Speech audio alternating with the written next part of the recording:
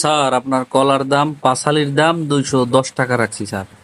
এটা কেমন কথা ভাই? এক হালি কলার দাম 30 টাকা হলে 5 হালি কলার দাম হচ্ছে 5 30 150 টাকা। আপনি 210 টাকা নিলেন কি করে ভাই?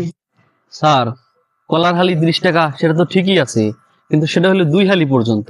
2 হালির পর থেকে 4 হালি পর্যন্ত প্রতি হালি 40 টাকা, আবার 4 হালির পর থেকে প্রতি হালি 50 টাকা। হ্যাঁ, তাইলে আপনি হিসাব করে দেখেন 210 টাকা আসে কিনা স্যার। আদব ব্যাপার তো। 2 হালি হলে বাড়বে কিসের জন্য? তার বাবা 4 হালি হলে আরো বাড়বে কিসের জন্য? বুঝলাম না। এটা কেমন কথা স্যার?